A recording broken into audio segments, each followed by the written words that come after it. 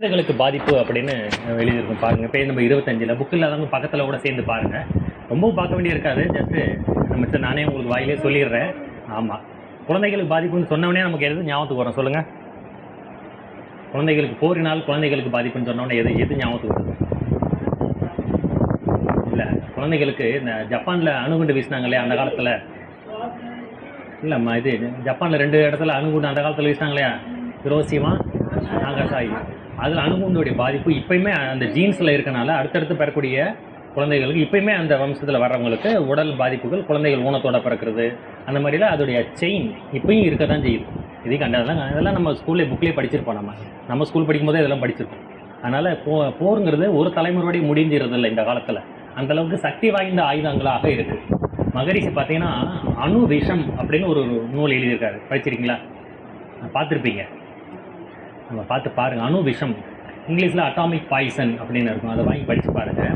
அணுகுடைய தீமைகள் என்ன அப்படின்னு ரொம்ப கஷ்டமாக இருக்கும் படித்து பார்க்கும்போது. அந்த காலத்தில் 1947 அந்த சம்திங் அந்த காலத்தில் வீசப்பட்ட அணுகுண்டுக்கே அவ்வளோ சக்தின்னா மகரிஷி சொல்கிறாங்க. இந்த புக்கை மகரிஷி எழுதும்போது 1980, 70 அந்த காலகட்டத்தில் எழுதியிருக்கிறார். அப்போ சொல்கிறாரு, இப்போது அதை விட பல மடங்கு சக்தி வாய்ந்த அணு ஆயுதங்கள் இப்போ இருக்குங்கிறார் மகரிஷி. இதை சொல்லி இப்போ 50 வருஷம் ஆகிடுச்சு. இப்போ 2026 இன்னும் எவ்வளோ சக்தி வாய்ந்த அணு ஆயுதங்கள் இருக்கும்?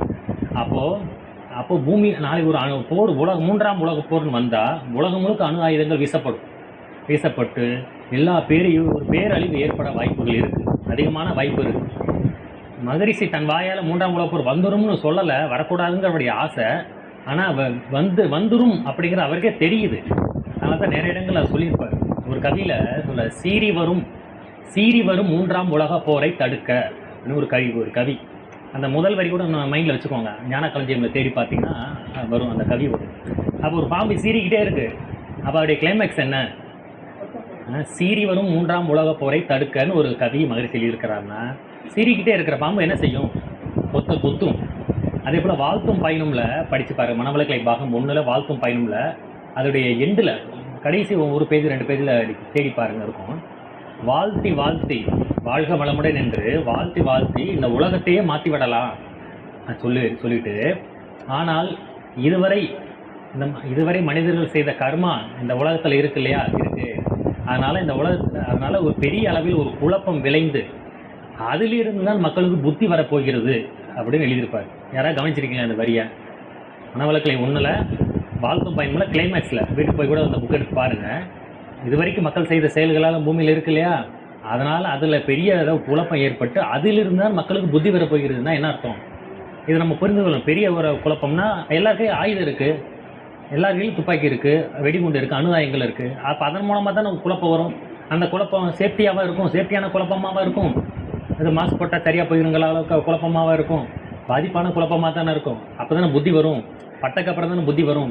அப்போ எல்லா நாடும் இப்போ இதனால் மகரிஷி நேரடியாக சொல்லாத இந்த விஷயத்தை வச்சு நாம் யூகிக்கும் போது என்ன தெரியுதுன்னா, ஒரு 3ஆம் உலக போர் வந்து எல்லா நாடுகளும் இன்னைக்கு அந்த போருக்கு காரணமாக யார் இருப்பாங்கன்னு இப்போ நமக்கே தெரியும். அமெரிக்காவுடைய இது இருக்கும். யாரால் போர்கள் வரும்? அது ஆப்போசிட் பார்ட்டி யாருன்னா, இன்றைக்கி இருக்கிற உலக சூழ்நிலையில் 4 நாடுகள் தான். ஒன்று ரஷ்யா, இன்னொன்று சீனா, இன்னொன்று ஈரான், இன்னொன்று வடகொரியா. இந்த 4 நாடுகள் தான் அமெரிக்காவுக்கு அகெயின்ஸ்டாக இருக்குது. அதெல்லாம் நாடுகள் இந்தியா உள்பட எல்லாம் அவங்களுக்கு ஒத்து போய் தான் நம்ம இருக்கிறோம் தவிர அவங்க எதிர்த்து போகிறோம். இவங்க 4 நாடு நம்ம மல்லு கட்டிகிட்டு இருக்கிறாங்க.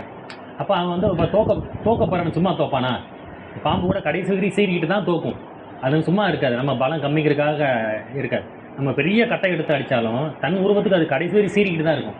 அதுபோல் கடைசி வரைக்கும் அவங்ககிட்ட இருக்க சக்தி வாய்ந்த ஆயுதங்கள் எல்லாத்தையும் காலி பண்ணிடணும்னு சொல்லி உலகத்தில் எல்லாரும் இருந்துச்சுன்னா சென்னையில் விழாதுன்னு என்ன நிச்சயம்? விழத்தானே செய்யும். அதனால் எதிர்கால உலகத்துக்கு யாருக்குமே சேஃப்டி கிடையாது. அப்படி ஒரு பேரழிவு மக்களுக்கு ஏற்பட வாய்ப்புகள் அதிகம்.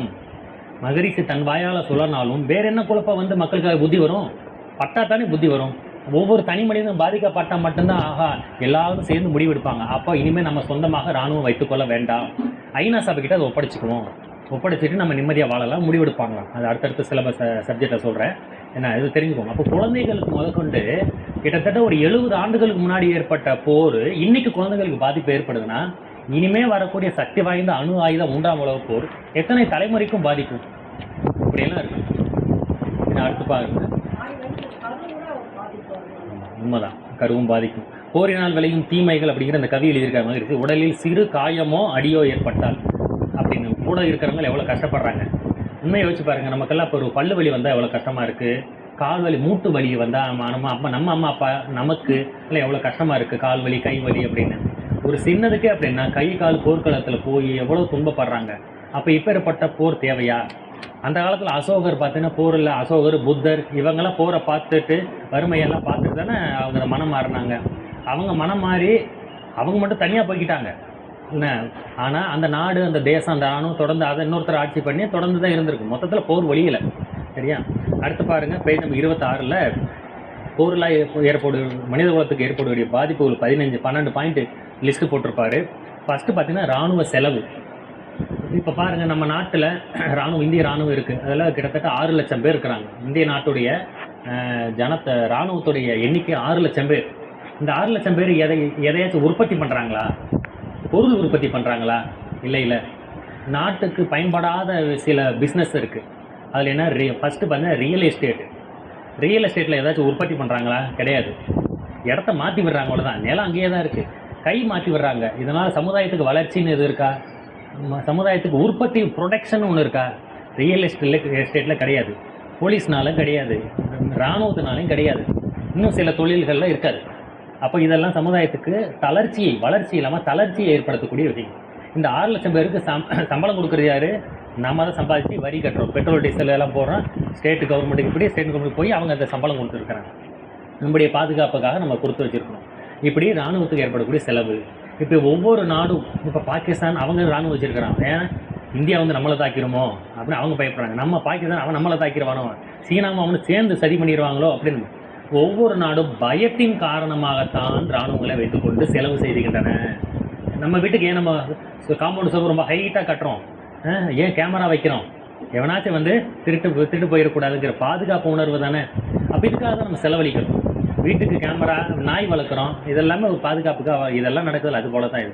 இப்படி ஏகப்பட்ட செலவுகள் அதில் சொல்கிறாங்க. அடுத்த பார்க்கலாம். கொலையாளிகள் தான் மிச்சம் அப்படிங்கிறாரு. அதாவது ஒரு போர் நடக்குது, இந்தியா பாகிஸ்தான் போர் நடந்தது, அப்படியே இந்தியா அதில் வெற்றி பெற்றது. இதை கேட்டவுடனே டிவியில் புக்கில் படிக்கும்போது நமக்கு அந்த இந்தியா ஜெயிச்சிருச்சு, நமக்கு சந்தோஷமாக இருக்குது. அதுக்கு மேலே செஞ்சு வெற்றி தோல்வினா என்ன? போரில் நாம் அதிகமான கொலைகள் பண்ணியிருக்கோம். இந்திய இராணுவம் அதிகமான பாகிஸ்தான் வீரர்களை கொலை செய்து விட்டது. அவர்கள் நம்ம நாட்டு வீரர்கள் கம்மியாக கொலை செஞ்சுருக்கிறாங்க. நம்ம அதில் 50 பேர் அவங்க கொலை செஞ்சாங்க, நம்ம அவங்கள 500 பேர் கொலை செஞ்சிட்டோம். நான் 450 பேர் எக்ஸ்ட்ரா கொலை செஞ்சுருக்கேன், நான் ஜெயிச்சிட்டேன். இதான வெற்றி, இதான உண்மை. ஆனால் இது தப்புன்னு நம்ம யாரும் சிந்திக்க முடியல. என்ன, இப்படி எந்த நாடும் போர் புரிவது தவறாகத்தான் இருக்குது.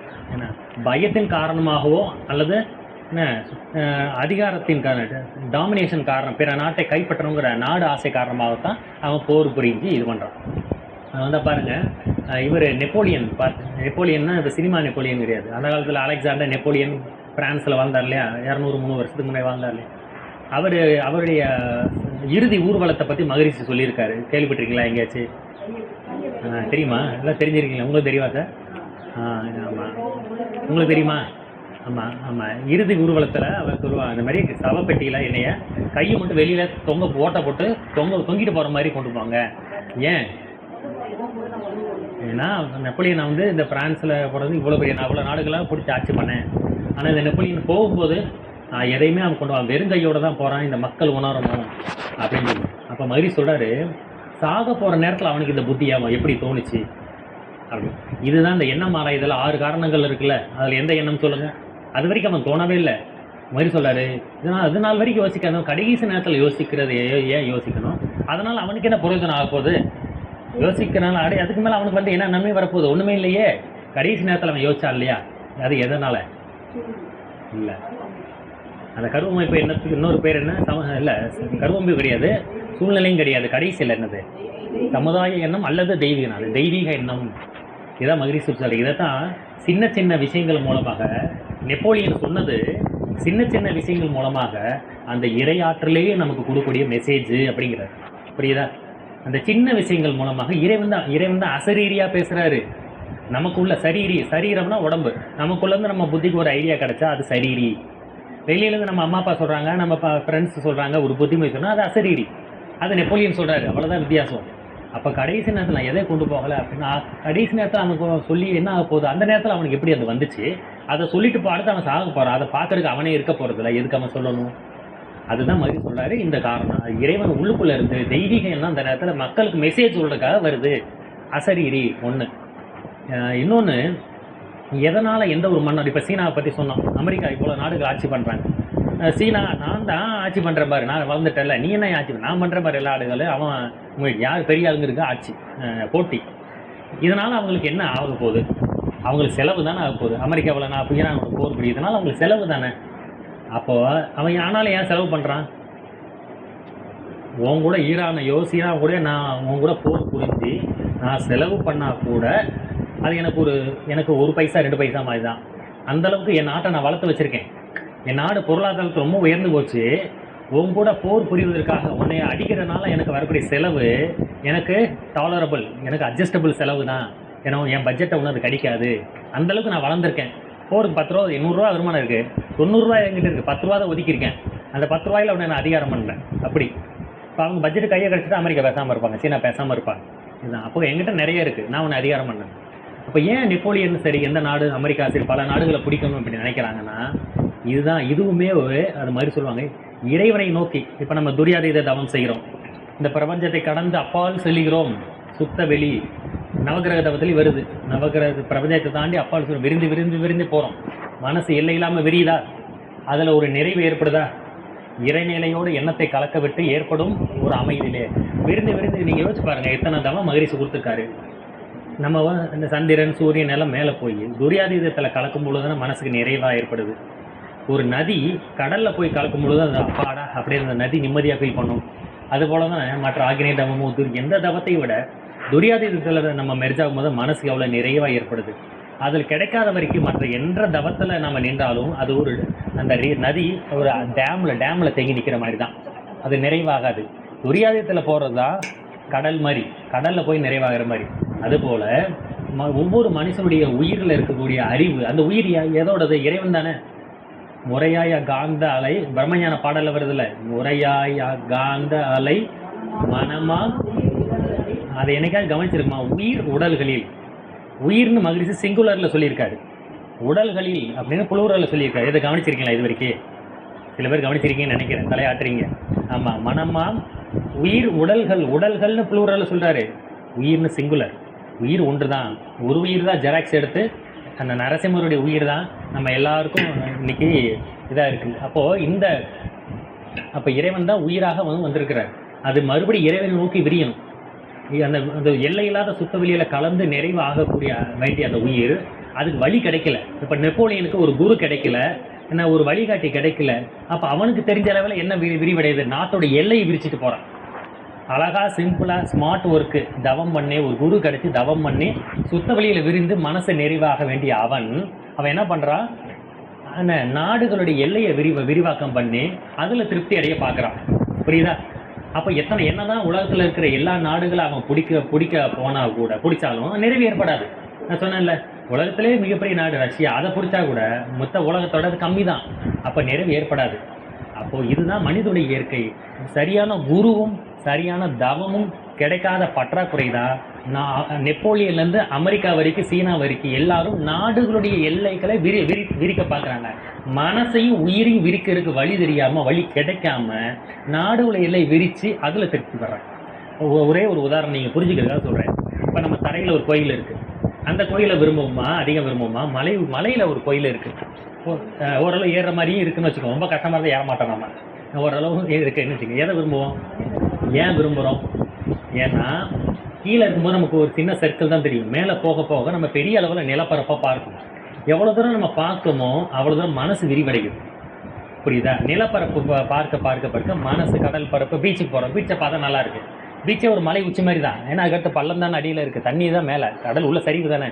அப்போ விரிந்த ஒரு எல்லை பரப்பு பார்க்கணும், மனசு விரியும். அந்த விரிவு தான் மலையிலே கோயில், கடற்கரையில் முருகன் கோயில், திருச்செந்தூர் கோயில், இதெல்லாம் வச்சதெல்லாம் தான்.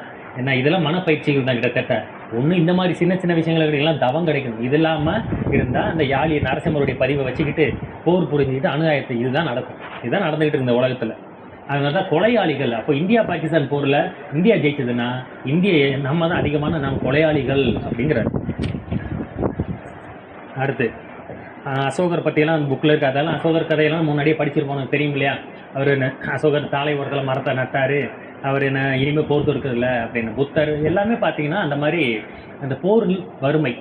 புத்தர் பார்த்தீங்கன்னா வறுமை எல்லாத்தையும் பார்த்து இருந்தார், அசோகர் போரை மட்டும் பார்த்து இது பண்ணார். அடுத்து ஓருலக ஆட்சி தான் இதுக்கு தீர்வுன்னு எழுப்பார். அடுத்த சிலபஸில் சப்ஜெக்டில் வரும், அதை அப்புறமா பார்த்துக்கலாம். அடுத்து பேஜ் நம்பர் 3 பாருங்கள், இது 33 பாருங்கள். நான் என்ற தத்துவமே நாம். இதில் தான் பார்த்தீங்கன்னா இந்த ஓருலக ஆட்சியை எப்படி கொண்டு வரது படிப்படியான திட்டங்கள் கொடுத்துருக்காரு. பேஜ் 34 35 பாருங்கள். பொது ஆட்சி, தங்கம், தனிமனித உடைமை, பெற்றோர் குழந்தை பாசம், இதெல்லாம் இருக்கா? அப்படியே கொஞ்சம் ஜஸ்ட் கோத்துரு பண்ணுங்கள். திரும்ப பார்க்குற தொழில், சமையல், ஆன்மீக நாட்டம், அப்புறம் உலக சமாதான சங்கம், இதெல்லாம் இருக்குது. இதெல்லாம் இந்த 3வது சாப்டர் இது. இப்போ இதைத்தான் நம்ம பார்க்க போகிறோம். இப்போ பேஜ் நம்பர் 33 எடுத்துக்கோங்க. நான் என்ற தத்துவம். அடுத்து 34 எடுத்து வச்சுக்கோங்க. பொது ஆட்சி. சரி, இப்போ கவனிங்க. நான் என்ற தத்துவமே நாம் அப்படின்னு. நான் யார் சொல்லுங்க எல்லாரும். நான் யார்னா சொல்லுங்க. நான் யார்? வெளியில் நம்ம யார் கேட்டாலும் நான் யார், இந்த உடல் தான் நான் அப்படிங்கிறது. ஆனால் உயிர் தான் நாம். ஆரம்பத்தில் உயிர் தான் நாம். முதல்ல கொஞ்சம் சிந்திக்கிறோம், மனசு தான் நாம். மனசு எங்கேருந்து வருது? உயிர்லேருந்து வருது. உயிர் தான் நாம் அப்படின்னு. ஸோ அதுதான் அப்போ சொன்னோம், முறையாய காந்த அலை மனமாம் உயிர் உடல்களில் அப்படின்னு. ஸோ இந்த உயிர் தான் நாம். ஏன்னா உடம்பு மாறிக்கொண்டே இருக்குது. பிறக்கும் பொழுது நம்ம எப்படி இருந்தோம், ஒவ்வொரு வருடமும் உருவம் மாறிக்கொண்டே இருக்கிறது. ஆனால் உள்ளுக்குள்ளே இருக்கிற உயிர் மாறாது. அதான் மகிழ்ச்சி ஒரு கவியில் சொல்கிறார், அழகு மாறிக்கொண்டே இருக்கும், அழகு மாறிக்கொண்டே இருக்கும். அன்பு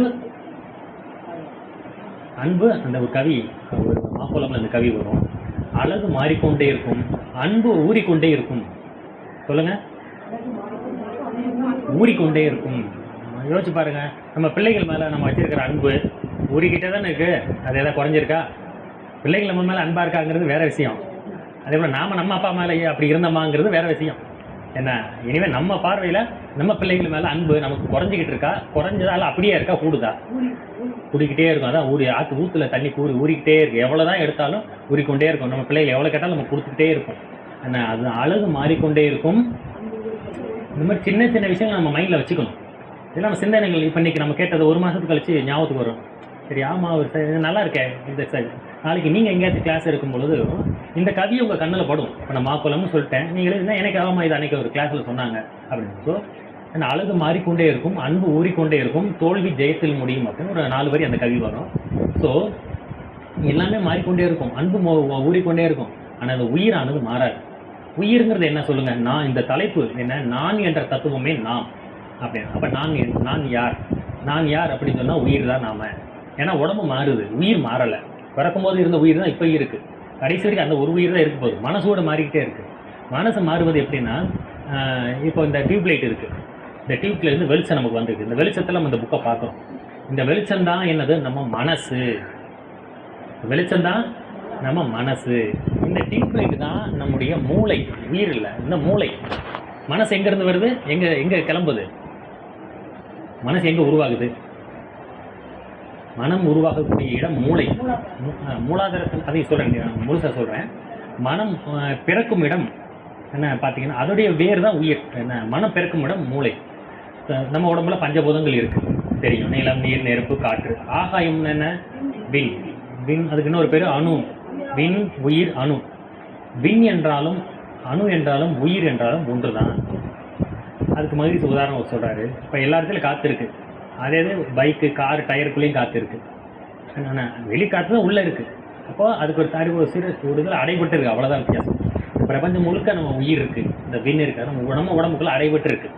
இது வெளியே போச்சுன்னா அதோட கலந்துடும். டயரில் இருக்கிற காற்று வெளியே போனால் அதோட மெரிஞ்சு மறுபடியும் அங்கேருந்தா உள்ளே வரணும்.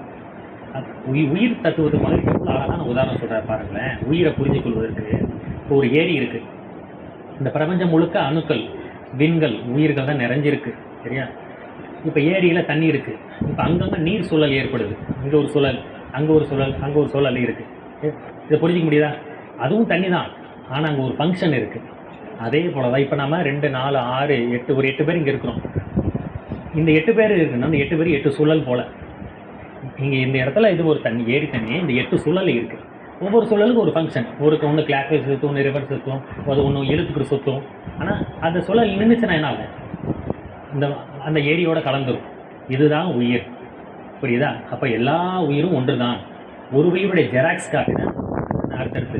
நம்ம அப்பா அம்மாவுடைய ஜெராக்ஸ் தான் நம்ம ஜெராக்ஸோடைய பிள்ளைங்க தான் நம்மளுடைய ஜெராக்ஸ் நம்ம பிள்ளைங்க. இப்படி உலகமே பார்த்தீங்கன்னா ஆரம்பத்தில் பின்னோக்கி போனால் நம்முடைய அம்மா யார்? வாழில்லாத பெண் குரங்கும். அப்பா யார்? அந்த நரசிம்மர் தான் எல்லாருக்கும் அப்பாவாக இருப்பார். இதெல்லாம் நம்ம தெரிஞ்சுக்கணும். ஸோ இப்படியாக இந்த பஞ்சபூதங்கள் உடம்புல இருக்குது. கண்ணுக்கு தெரியாத விண் கூட்டம் அதுதான் உடம்புல உயிராக இருக்குது. அந்த உயிரானது என்ன பண்ணுன்னா, நம்ம உயிரை புரிந்து கொள்றதுக்கு என்ன உதாரணம்னா, இப்போ ஒரு தேன்கூடை ஞாபகம் வச்சுக்கோங்க. தேன்கூடு எப்படி இருக்கும்?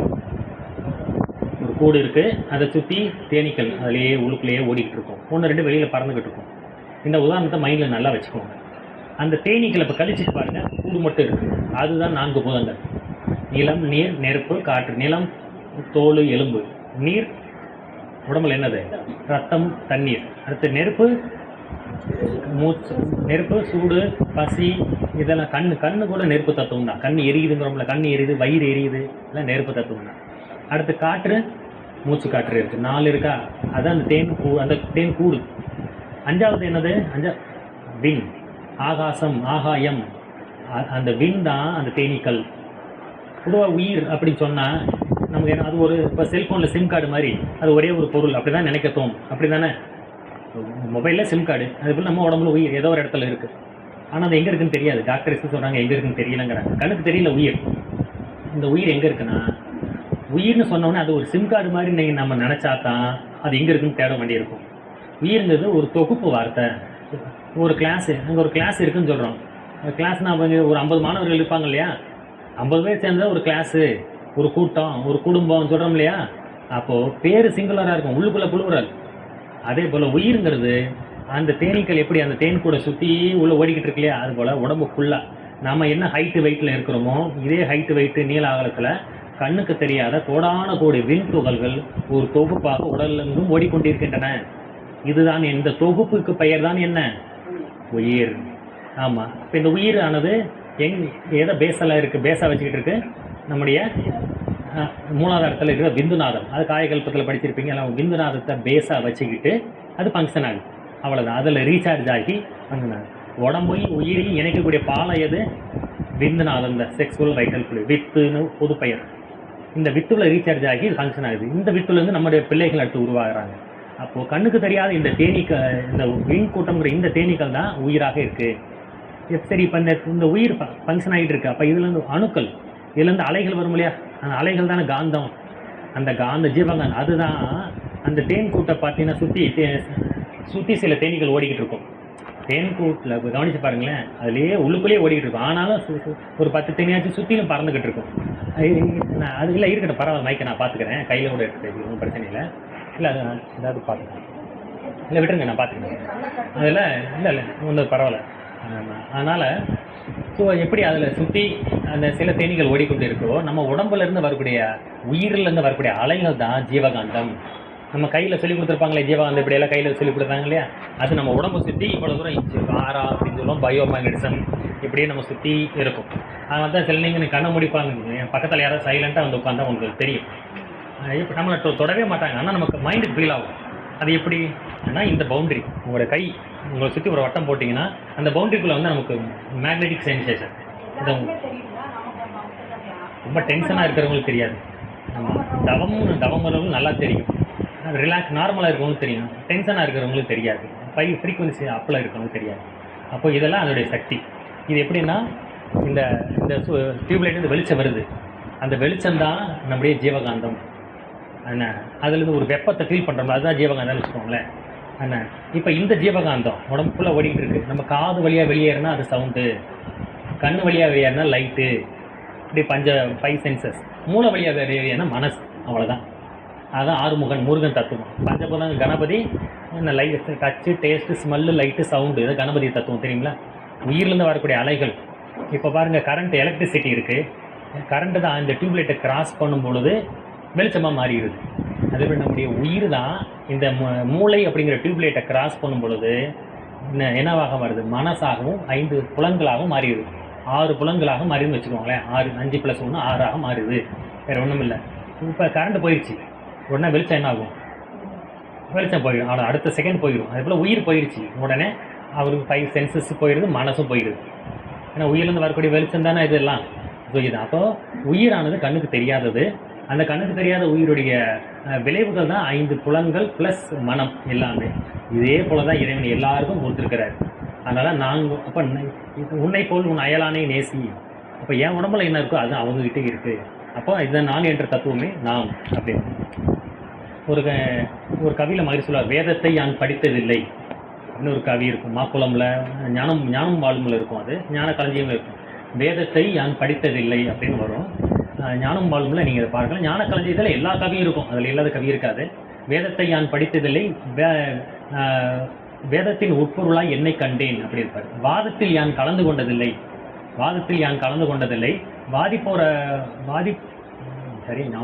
வாதிப்போருக்கு அறிவாய் உள்ளன்னு வரும். வாதாடுவோரை புலனளவில் என்னை காணார், சுயநிலையை அகத்து உணர அவரே நான் அப்படின்னு ஒரு கவி வரும், எனக்கு மறந்துச்சு. அதில் நான் தான் நாம் அப்படின்னு எழுதியிருப்பார். அப்போது உயிரை பற்றி தெரிந்து கொண்டா இந்த 800 கோடி ஜனத்தொகை இருக்குண்ணா, எல்லாரும் ஒன்று தான். அப்போது இன்னொரு உயிரை கொள்வதற்கு மனசு வராது. இப்போ நான் என்னுடைய வழியில் அறவாழ்வு வாழணும்னு தோணும். அதான் சொல்லியிருக்கேன். இப்போ அடுத்து பாருங்கள், தங்கத்தை பற்றி பேச போகிறோம். உங்களுக்கு ரொம்ப பிடிச்ச டாபிக், பேஜ் நம்பர் 34. பொது ஆட்சியில் பாருங்கள். அப்போ சொன்ன கவி இந்த இதில் தான் இருக்குது. கடைசி 2 வரியை பாருங்கள். பொது ஆட்சி கீழே ஒரு கவி இருக்கா, கடைசி வரியை வாசிங்க. எங்கள் நாடு என்று பிரித்து சொல்ல, இதைத்தான் நான் இப்போ சொன்னது. எதுக்கு 2000 கிலோமீட்டர் சரௌண்டிங் உள்ள இந்தியாங்கிற ஒரு நாடு மட்டும்தான் என் நாடுன்னு நம்ம ஒரு எல்லை கட்டிகிட்டு இருக்கணும்? நம்ம பயத்தினால பாதுகாப்புக்காக ராணுவத்தை வச்சுருக்கிறோம், அதுக்கு அந்த டாபிக் தனி. ஆனால் இந்த ஒரு நாணயத்துக்கு 2 பக்கம் இருக்கும்போது இப்படியும் நம்ம யோசிக்கணும் இல்லையா? அப்போ இதை கடந்து நம்ம போகணும்னா பாஸ்போர்ட் விசா வேணும், கரெக்டு தானே? இப்போ சென்னை இப்போ இருக்கிற சென்னை கூட நம்ம இந்தியாவோட எல்லை தானே, யோசிச்சு பாருங்கள். அங்கே தான் எல்லையா? சென்னையோட எல்லை முடியும், இந்தியாவோட எல்லை முடியுதில்ல. கடல் வந்துச்சுன்னா அடுத்து பொது தானே. அதுக்கடுத்து கொஞ்சம் இந்த கடல் நம்ம எங்கே என்ன போகிறோம், தாண்டி போனால் அங்கே மலேசியா வந்துடும், அந்தமான் வரும். அந்தமான் வரைக்கும் கூட போகலாம், அடுத்து மலேசியா போக முடியாது, பாஸ்போர்ட் விசா கேட்பாங்க. நமக்கு வந்து படகுலேயே அந்தமானில் போய் இறங்கலாம், நம்ம நாடு தான் அப்படின்னு வச்சுருக்கிறோம். ஆனால் அது அந்தமானுக்கு பக்கத்தில் இருக்கிற மலேசியாவுக்கு நம்ம போக முடியாது, இந்தோனேஷியாவுக்கு போக முடியாது. இதெல்லாம் வந்து கேலி கூத்து தானே.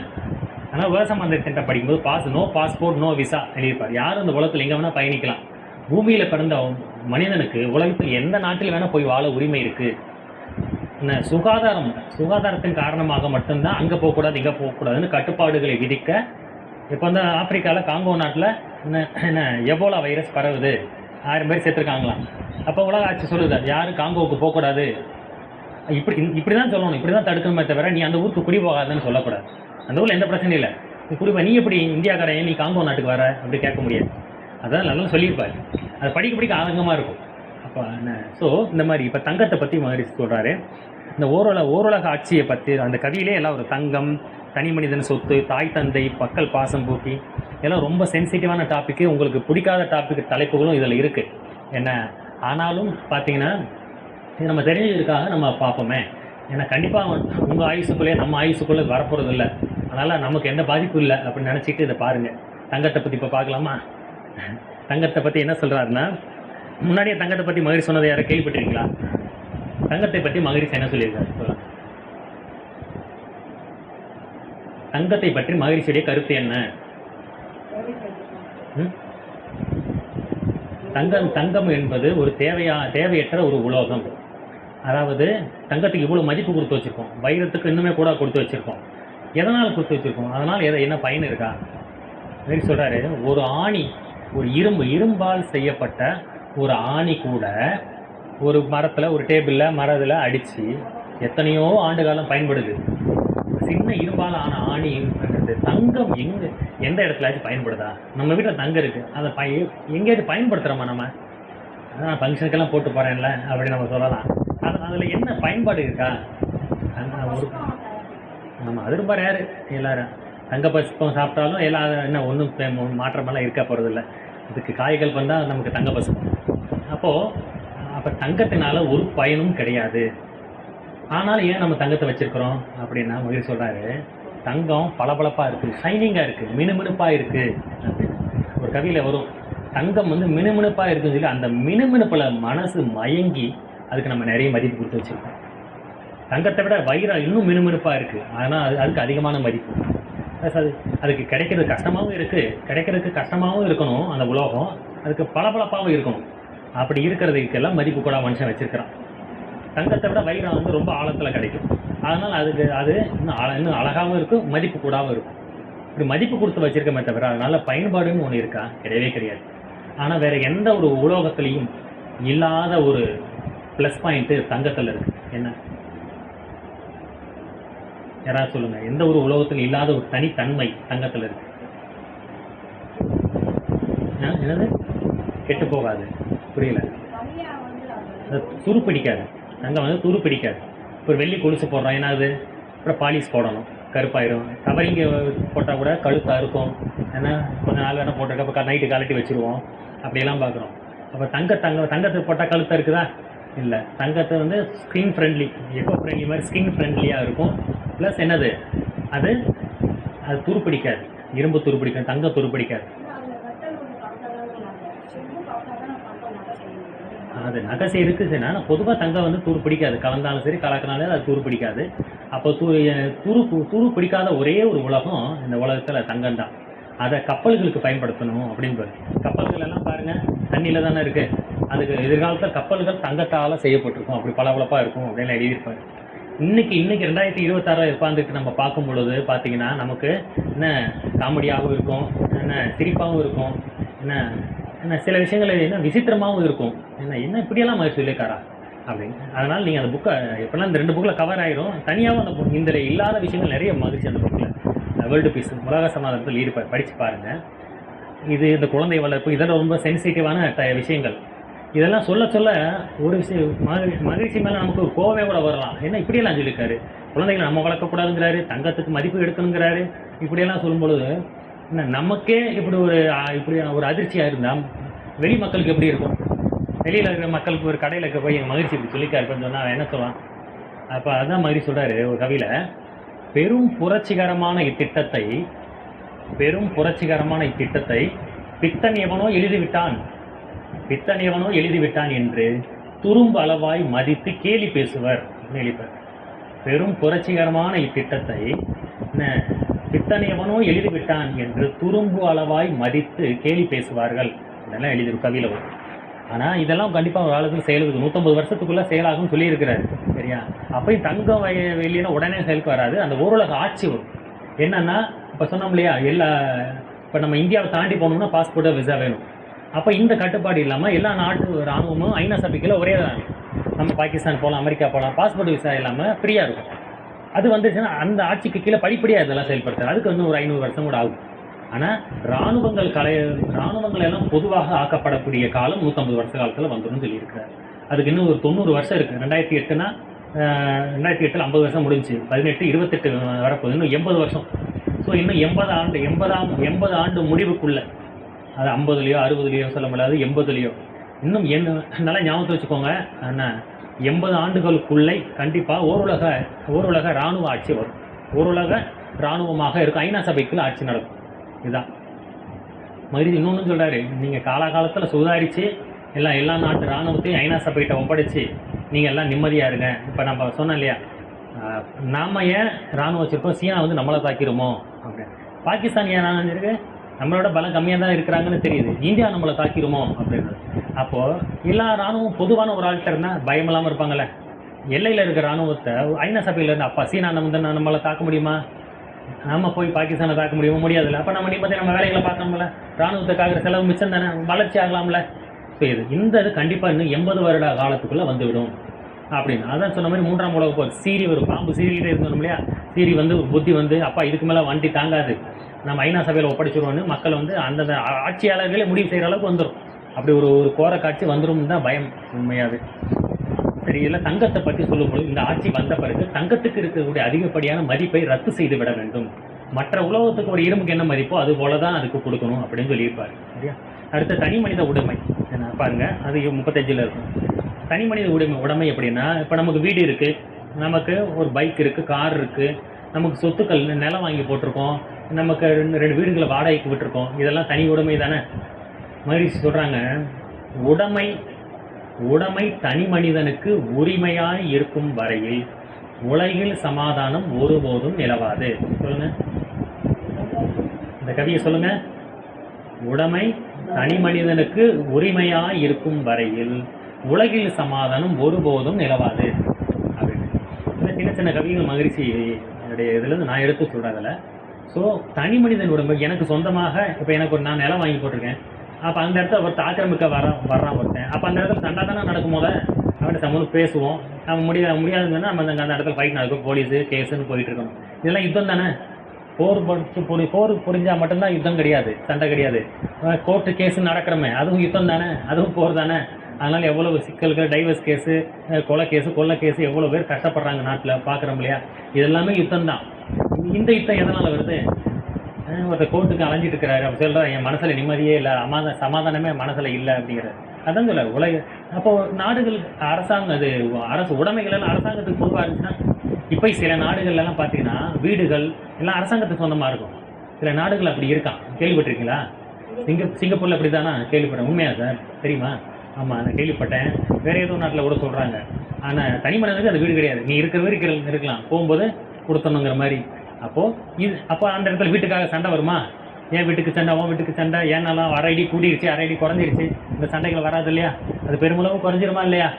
ஸோ இப்படித்தான். அப்போ தனி மனித அப்போ இதெல்லாம் படிப்படியாக எப்படி அரசாங்க சொத்தாக மாற்றுறதுன்னு அடுத்தடுத்த சாப்டரில் வர சொல்கிறேன்.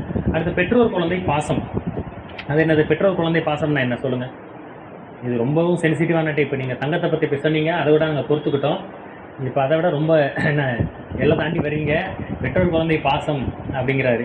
இது என்னன்னா அந்த கவியிலே பாருங்கள், பேஜ் 34 பெற்றோர் குழந்தை பாசம் பாருமே. தங்கத்தின் மதிப்பு தனி மனிதன் சொத்து, தாய் தந்தை மக்கள் என்ற பாசம் போக்கின்னு இருக்கா. ஆமாம், அது ரொம்ப கஷ்டமான ஒரு இது. நம்ம கேட்குறதுக்கு வாசிக்கிறோட கஷ்டமாக தான் இருக்கும். மகிழ்ச்சி சொல்கிறாங்க, அதாவது பெற்றோர் குழந்தை பாசம், அதாவது குழந்தைகள் அறிஞர்கள் தான் வளர்க்கணும், பெற்றவர்களே பிள்ளைகளை வளர்ப்பது கூடாது அப்படின்னு புக்கில் உலக சமாதான நூலில் எழுதியிருப்பார். இதுதான் நம்மளை ரொம்ப டச் பண்ணக்கூடிய கான்செப்ட். அது இப்படி என் பிள்ளையை நான் வளர்க்காமல் இன்னொருத்தங்கிட்டே கொடுக்குறது அப்படின்னு ரொம்ப கோபமாகவும் அப்படியே அக்ரெசிவாக இருக்கும் நமக்கு. மாதிரி சொல்கிறாங்க, பெற்றவர்களே பிள்ளைகளை வளர்ப்பதனால தான் ஜாதி, மதம், இனம், மொழி, செல்வம், வறுமை என்ன இதெல்லாம் தொடர்ந்து வந்து கொண்டிருக்கிறது. யோசிச்சு பாருங்கள், நம்ம எல்லாருக்கும் நம்ம என்ன ஜாதின்னு தெரியும். நம்ம என்ன ஜாதி நமக்கு சொல்லிக் கொடுத்தது யார்? நம்ம அப்பா அம்மா தானே. சொல்லுங்க, நமக்கு ஒரு சொத்து இருக்குது. நம்ம பிறக்கும்போது நம்ம அப்பா அம்மா பணக்காரங்களை தான் நம்ம பணக்காரங்க. இன்றைக்கி நம்ம அப்பா விட்டு போன சொத்து நம்மக்கிட்ட இருக்குது. அப்போ அவர் நம்மளை வளர்த்ததெல்லாம் அவர் சொத்தை நம்மக்கிட்ட கொடுத்துட்டு போயிருக்கிறாரு. நம்ம அப்பா வறுமையில் இருந்தால் அந்த வறுமையை தாங்க கொடுத்துருப்பாரு. அப்போ நான் பிறக்கும்போது பணக்காரன், ஏன்னா ஏழைங்கிற இது நம்ம அப்பா அம்மா நம்மளை வளர்த்ததுனால தான் நமக்கு இன்றைக்கி நம்ம கையில் இருக்கிற ப்ராப்பர்ட்டியும், நம்ம கையில் வீட்டில் வச்சுருக்கிற ஜாதி சான்றிதழும், என்ன நம்ம வீட்டில் பேசக்கூடிய மொழி, வீட்டில் சில பேர் நம்ம தெலுங்கு பேசுவோம், சில பேர் கன்னடம் பேசுவோம். இந்த மொழியும் இதெல்லாம் யார் நமக்கு சொல்லிக் கொடுத்தது? நம்ம அப்பா அம்மா தானே. நம்ம கோயிலுக்கு போகிறோம், நம்ம ஹிந்துன்னு சொல்லிக் கொடுத்தது யார்? முஸ்லீம்கள் மசூதிக்கு போகிறாங்க, அவனுக்கு முஸ்லீம்னு சொல்லிக் கொடுத்தது யார்? அப்பா அம்மா தானே. அப்போ 2 பேருக்குள்ள மத சண்டை வருது, 2 பேருக்குள்ள ஜாதி சண்டை வருதுன்னா இவனுக்கு இந்த ஜாதின்னு சொல்லிக் கொடுத்து வளர்த்தது யார்? அவனுக்கு அவன் ஜாதின்னு சொல்லிக் கொடுத்து அவங்க அப்பா அம்மா தானே. அப்போ ஜாதி சண்டைக்கு யார் காரணம்? பிரச்சனைக்கு மூல காரணம் யார்? இதுதான் மாதிரி சொல்கிறேன். இது யாராச்சும் எந்த அறிஞர்களாச்சும் சிந்திச்சு சொல்லியிருக்காங்களா? நம்மளே சிந்திச்சிருக்க மாட்டோம் இது வரைக்கும். எதாவது மாதிரி சொல்லுங்கள், பெற்றவர்களே பிள்ளைகளை வளர்ப்பதனால தான் ஜாதி, மதம், இனம், மொழி எல்லாம் தொடர்ந்து வந்து கொண்டு இருக்கிறது அப்படிங்கிறார். அப்போ என்ன செய்யலாம்னா அறிஞர்கள் தான் வளர்க்கணும். சரி, அப்போ ஓருலக ஆட்சி கீழே என்ன ஆகும்? அங்கே ஒரு மாவட்டத்துக்கு ஒரு குழந்தை வளர்ப்பு நிலையம் வச்சு அதில் அறிஞர்கள் வளர்க்கணும். 50 வயது கடந்த தம்பதிகள், இந்த மாதிரி மனவளக்கில் இருக்கிறவங்க, வாலண்டியர் இருக்கிறவங்க, அவங்க அந்த குழந்தைகளை வளர்ப்பார்கள். சரி, அப்போ அதுக்காக பிள்ளைகளை பிடிங்கிட்டு கொண்டு வந்து வர முடியுமா? தர முடியாது, கஷ்டமாக இருக்கும். அப்போ என்ன செய்யணும்னா மகிரி சொல்கிறாரு, ஓருலக ஆட்சி இராணுவத்தை எல்லாம் அங்கே ஒப்படைச்சு ஐநா சபைக்கு ஓருலக ஆட்சி வந்ததுக்கப்புறம் உலகம் முழுக்க ஒரு மாவட்டத்துக்கு ஒரு குழந்தை வளர்ப்பு நிலையம் வைத்து அதில் அப்போ அப்பா அம்மா பிள்ளைங்க தரமாட்டாங்க. பிள்ளைங்களை அப்போ யாரை கூப்பிட்டு வந்து வளர்க்குறது? அப்போ சொல்கிறாரு, பெற்றோர் வசதி இல்லாத பெற்றோர்கள் பிள்ளைகளை வளர்க்க முடியாமல் இருப்பாங்க இல்லையா சிலர், அவர்கள் வளர்க்க முடியாமல் தரக்கூடிய குழந்தைகள், ப்ளஸ் மனவளக்கலையால் மனவளம் பெற்ற தம்பதிகள் விரும்பி அளிக்கக்கூடிய குழந்தைகள். சில இடத்துல தம்பதிகளாக இருக்கிறாங்க மண்டபத்தில், சில பேர் ரொம்ப மெச்சூர்டாக பிள்ளைகளுக்கு வேதாத்திரினால பேர் வச்சுருக்கிறாங்க. சில பேர் கேள்விப்பட்டிருக்கீங்களா? ஒரு சில பேர் எல்லாம் இப்போ பிள்ளைக்கு வேதாத்திரி அப்படின்லாம் பேர் வச்சுருக்கிறாங்க. எனக்கு தெரிஞ்ச ஒரு மன்றத்துக்காரு அவர் பிள்ளைக்கு இப்போ மகளுக்கு வேதாந்தினி அப்படின்னு பேர் வச்சிருக்கிறார்.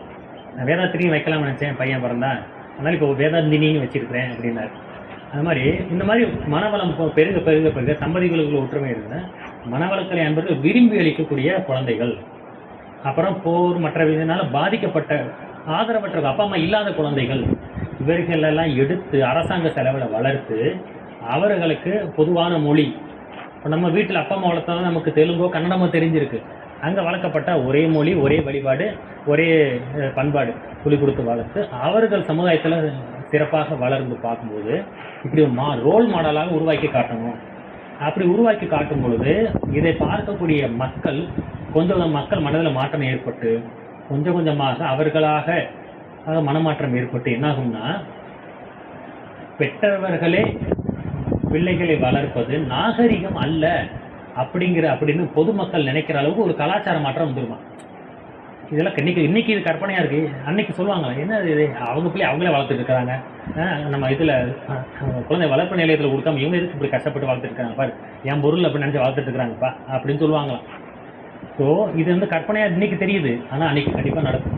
அந்த காலத்தில் உள்ள மக்கள் சொல்லுவாங்களா, அந்த காலத்தில் போர் இருந்துச்சான், அந்த காலத்தில் தங்கம் இருந்துச்சான், தங்கத்தில் மதிப்பு இருக்கு அப்படியே இருந்தாங்களாம், வறுமை இருந்துச்சான், பேய் பற்றி கதை இருந்துச்சான், அதே போல் குழந்தைகள் அவங்களே வளர்த்துக்கிட்டு இருந்தாங்களாம், இப்படி எல்லாம் இருந்துச்சான்னு கேலி பேசுவாங்களாம்.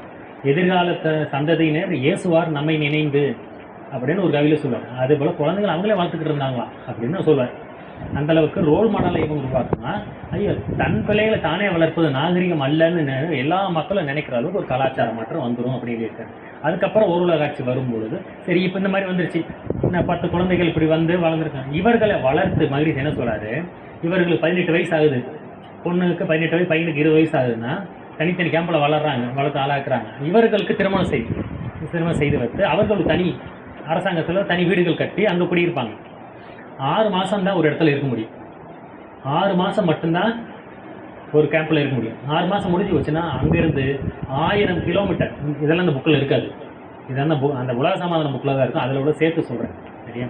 வெறுமனே ஒரு கிளாஸ் எடுக்கிறோம், ஏன் இந்த புக்கை நம்மளே வாசிச்சுட்டு போயிடலாம். ஏன் ஒரு ஆசிரியர் வச்சு கிளாஸ் எடுக்கிறாங்கன்னா, ஆசிரியருடைய அனுபவ அறிவும் அவங்களுடைய கலெக்ஷன் அறிவும் சேர்த்து நமக்கு கிடைக்கணுங்கிறது அந்த சப்ஜெக்ட். இதை நீங்களே கூட வாசிக்கலாம் இந்த சப்ஜெக்ட். அப்போ அது நம்ம வீட்டிலேருந்து வாசிக்கலாம்ல, ஏன் இங்கே வந்து உட்காரோம், இங்கே வந்து உட்காரும்போது இது நம்ம வீட்டில் வந்து படிக்க வேண்டியதா, மற்றவர்கள் படித்ததை நம்ம தெரிஞ்சுக்கிறோம்.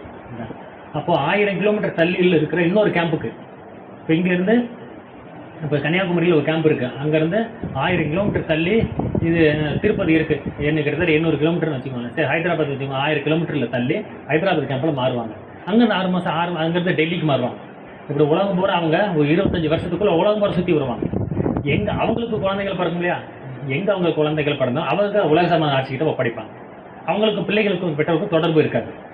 இப்படி தான் உடுக்கை படுக்கை தவிர சொத்தே இல்லை, வாழ்க்கை துணையை தவிர சொந்தமே இல்லை அப்படி மகிழ்ச்சி இருப்பார். இப்போ பெற்றோர் மக்கள் பாசம் இதனால தான் ஜாதி மதம் இனம் எல்லாம் தொடர்ந்து வருதுன்னு.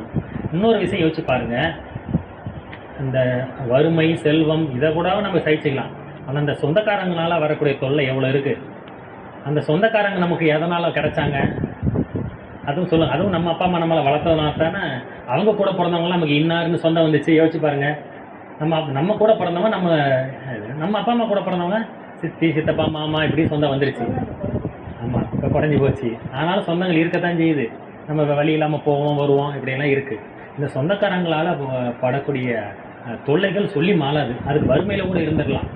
அதில் தான் பந்தம்னு பேர் வச்சேன். பந்தம்னா என்ன, மூலபந்தம்னு சொல்கிறோம், லாக்கு. அவங்ககிட்ட நம்ம அடைபட்டுறோம். ஆனால் அப்படி நிறைய கஷ்டங்கள் நமக்கு ஏற்படுது. அப்போது பெற்றவர்கள், அதாவது வாழ்க்கை துணை மட்டும்தான், அதுவும் 6 மாதத்துக்கு ஒரு முறை 1000 கிலோமீட்டர் மாறிக்கிட்டே இருக்கணும். எங்கள் குழந்தைகளை வந்து அரசாங்கம். அப்போ யாருக்கு சொந்தம்? அந்த கணவனுக்கு மனைவிக்கு யார் சொந்தம்? ஒருத்தர் தான் சொந்தம், வேறு யாருமே சொந்தம் கிடையாது. வாழ்க்கை துணையை தவிர சொந்தமே இல்லை அப்படின்னு. அப்போது இதை நினைக்கும் போது எல்லாம் சொல்கிறது நல்லா இருக்குது, இருந்தாலும் என் பிள்ளையை நான் எப்படி கொடுக்குறது, என்ன உங்கள் பிள்ளைங்க இப்போ கேட்கவே இல்லை, ஆனால் அந்த ஒரு காலம் வந்து தானாகவே வரும் அப்படின்னு சொல்லியிருக்கேன். ஒரு 100 வருஷத்துக்கு முன்னாடி இப்படியெல்லாம் மனவளக்கலை வரும் அப்படின்னு அன்னைக்கு உள்ள மக்களுக்கு தெரிஞ்சிருக்குமா? இப்படி ஒரு திட்டம் வரும்னு தெரிஞ்சிருக்குமா? அதான் இதை மகிழ்ச்சிட்ட கேள்வி பண்ணும்பொழுது சொல்லுவாங்களாம், இந்த மாதிரி இதெல்லாம் எப்படிங்க சாத்தியம், நீங்கள் சொல்கிறதெல்லாம் கற்பனையாக இருக்குது, என்ன அப்பா அம்மா பாசம் இருக்கக்கூடாதுங்க, என்ன இதெல்லாம் நடக்காதுங்க அப்படின்னு மகிழ்ச்சியே சொல்லுவாங்களாம். மகிழ்ச்சி சொன்னாராம், இது வரைக்கும் உன் வாழ்க்கையில் இது வரைக்கும் நீ கணிச்சது எத்தனது நடக்காமல் போயிருக்கு, நீ கணிக்காமல் போனதானே நிறைய நடந்திருக்கு இது வரைக்கும். ஆமாம் அப்படின்னு. ஓரளவு காட்சியெல்லாம் வரும்னு எப்படின்னு கேட்குறீங்களே, யோசிச்சு பாருங்கள். இந்தியாவில் எத்தனை அரசாங்கங்கள் இருந்துச்சு, எத்தனை ஆட்சி இருந்துச்சு? சோழ நாடு, சேர நாடு, பாண்டிய நாடு, இப்படியெல்லாம் இருந்துச்சா இல்லையா? எத்தனை தமிழ்நாடே 4 பிரிவாக இருந்திருக்கு. அதுக்குள்ளே இன்னும் ஒவ்வொரு ஊர் ஒரு குரூப்பாக இருக்கும். ஒரு நாடு, அந்த நாடு, இந்த நாடு. அதனுடைய தொடர்ச்சி தான் இப்போயே நாடுங்கிற பேரில் பல ஊர்கள் இருக்கும். அன்னைக்கு இருந்து தொடர்ச்சி தான் அது. ஆனால் இன்றைக்கி வச்சு பாருங்கள், இந்தியாவுள்ள 500 கவர்மெண்ட் இருந்துச்சான் பிரிட்டிஷ் காலத்தில். 500 சமஸ்தானங்கள் இருந்தது அப்படிங்கிறாங்க. இதெல்லாம் ஒன்றிணைச்சு இந்தியான்னு இருக்குது. அப்போ 1947க்கு முன்னாடி பிரிட்டிஷ்காரன் வர்றதுக்கு முன்னாடி தனித்தனியாக அவங்கவுங்க ஆட்சி செஞ்சுக்கிட்டு இருந்தாங்க. ஆனால் அப்போது இந்த பிரிட்டிஷ்காரன் வந்து வெளியால் உள்ள வந்து ஒரு குழப்பத்தை ஏற்படுத்தி ஒன்றாக்கிட்டு போயிட்டான் இல்லையா? நாம் அதை எதிர்பார்த்தோமா? அப்போது இன்றைக்கி அன்னைக்கு உள்ள ஆட்சி இன்றைக்கி தொடர்ந்துருந்தால் நம்ம இப்போ இருக்கிற பல்லவ நாடு தானே. நம்ம திருச்சி போகணும்னா பாஸ்போர்ட் விசா வேணுமா இல்லையா? கோயம்புத்தூருக்கு நம்ம போகணும்னா சேர நாட்டுக்கு போகிறது பாஸ்போர்ட் விசா. ஆலியார் போகணும், பாஸ்போர்ட் விசா இல்லாமல் நம்ம போக முடியுமா? மதுரைக்கு போகிற பாண்டிய நாடு எத்தனை விசா எடுக்கிறது, எத்தனை பாஸ்போர்ட் எடுக்கிறது? இப்போ யோசிச்சு பாருங்கள், அந்த காலத்தில் நடந்த சேர சோழ பாண்டிய போர்களை யோசிச்சு பாருங்கள். சோழனை பாண்டியன் வென்றான், பாண்டியனை எம்ஜிஆர் படம் ஒன்று இருக்குல்ல, மதுரையை மீட்ட சுந்தர பாண்டியன். சோழர் அவர் எம்ஜிஆர் சோழர்கள் வந்து நம்ம மதுரையை படம் எடுத்துட்டாங்க, நம்ம மதுரையை மீட்டணும், சோழர்களை ஜெயிக்கணும். சோழர்கள் யார், எந்த மொழி பேசுனாங்க? தமிழர் தானே. திருச்சி தஞ்சாவூர்காரர் தானே. மதுரை பாண்டியர்கள் எதை பேசுனாங்க? தமிழ். அப்போ இன்னைக்கு பாஷையில் சொல்கிறதா இருந்தால் என்னது அது? தஞ்சாவூர்காரங்க எல்லாம் வந்து மதுரையை பிடிச்சிட்டாங்கப்பா, நம்ம வந்து மதுரையை மீட்கணும்ப்பா. அப்போ நீ அவனு பேச மொழியும் ஒன்று, ஊர் தானே வேறு. யாதும் ஊரே யாவரும் கேள்வின்னு சொல்லிட்டு அவனுக்கு சோழன்னு பேர் வச்சு நீ பாண்டியன்னு பேர் வச்சுக்கிட்டு அவனை கொலை செஞ்சு நிறைய தஞ்சாவூர்காரனை கொலை செஞ்சு மதுரைகள்காரங்க நிறைய கொலை செஞ்சுட்டாங்க. பாண்டியர்களை சோழர்கள் விரட்டடிச்சுட்டாங்க, மதுரையை ஜெயிச்சிட்டேன், மீட்டுட்டேன். இதுதானே கதை. கொலை அவன் அதிகமாக கொலை செஞ்சான், பதிலுக்கு நான் ஆள் தரிட்டு நான் நிறைய கொலை செஞ்சு என் நாட்டை மீட்டுட்டேன். அதில் மிச்சமானது என்ன? கொலை தானே. கொலை மட்டும்தான். ஒரு உயிரை நம்மளால் ஒரு உயிரை உருவாக்க முடியுமா? ஒரு மெஷினை கை காலை ஒரு வித்துவை வச்சு உடம்பு கை காலை உருவாக்குற மெஷின் இருக்கா? பெண்களுடைய உடலிலே தானாக இந்த மாற்றம் நடக்குது, இந்த அதிசயம். அப்படிப்பட்ட ஒரு இறைவனுக்கு கொடுத்த உடலை நம்ம போருங்கிற பேரில் ஈஸியாக கொலை செஞ்சிடறோம். இவ்வளோத்துக்கு காரணம் பார்த்தீங்கன்னா அடிப்படையில் பெற்றோர். இப்போ அவங்களுக்கெல்லாம் தான் சோழர்கள் என்றும் தான் பாண்டியர்களும் எப்படி தெரிஞ்சது? தாய் தந்தை வளர்த்ததுனால தானே. எல்லாத்துக்கும் அசிவாரம் பெற்றோர் குழந்தை பாசம். அதைத்தான் மகிழ்ச்சி இந்த திட்டத்தின் மூலமாக மாற்றணும் அப்படிங்கிறார். சரி, இந்த திட்டத்தை தடுக்கிறதுக்கு என்ன சொல்லுவாங்க? நாம ஆடு மாடு பறவைகள் எல்லாம் என்ன பண்ணுது? தன்னுடைய பிள்ளைகளை தானே தானே வளர்க்குது என்று சொல்லுவாங்க. ஒரு ஆடு மாடு கூட தன்னுடைய குட்டிகளை தானே தானே பராமரிக்குது. நான் மட்டும் என் குழந்தைகளை அங்கே கொடுக்கணுமா அப்படி கேட்பாங்களா? இதெல்லாம் மகிழ்ச்சி கவிலே சொல்வார். ஆடு மாடு அதுக்கு மகிழ்ச்சி சொல்கிறாரு. அப்போ ஒரு உதாரணம் ஆரம்பத்தில் சொன்னோம். 2000 வருஷத்துக்கு முன்னாடி ஒரு மாடு எப்படி வாழ்ந்துக்கிட்டு இருந்துச்சோ இப்போயும் அந்த மாடு இப்போயும் சாலை ரேட்டில் ரோட்டில் போகும்போது எப்படி அதே மாதிரி தான் வாழ்ந்துக்கிட்டு இருக்குது. அப்போ இருந்த புலி இப்போயும் அதே போல தான் வாழ்ந்துக்கிட்டு இருக்கு. ஆனால் மனுஷன் மாறிட்டான் இல்லையா? அறிவு வளர்ச்சி மனிதனுக்கு மட்டும்தான். விலங்குகள்னு பேர். விலங்குன்னா என்ன அர்த்தம் சொல்லுங்கள்? விலங்கு என்றால் என்ன அர்த்தம் சொல்லுங்கள்? விலங்கு என்றால் எந்த அர்த்தம்?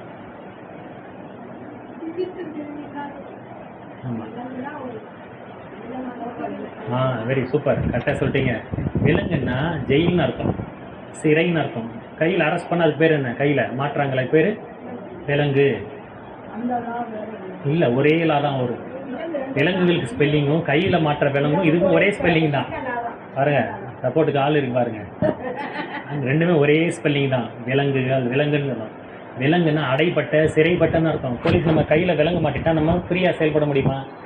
அதே போல் விலங்குகளுக்கு அறிவு சிறையிடப்பட்டுள்ளது, அறிவு விலங்கிடப்பட்டுள்ளது. அதனால் என்ன பேர்? விலங்குகள் அப்படின்னு பேர். அதனால் 2000 வருஷம் இன்னும் 20,000 வருஷம் ஆனாலும் தொடர்ந்து அப்படியே தான் இருக்கும். ஆனால் மனிதனுக்கு அப்படி இல்லை. அவன் இப்போ சந்திரன் வரைக்கும் போனான். அப்போ இவனுடைய நாகரிகத்துக்கு ஏற்ற மாதிரி அறிவில் உயர்ந்த அறிஞர்கள் வளர்த்தா தான் நான் சரியாக வரும் அப்படின்னு அவங்க சொல்லியிருப்பாங்க. சரியா?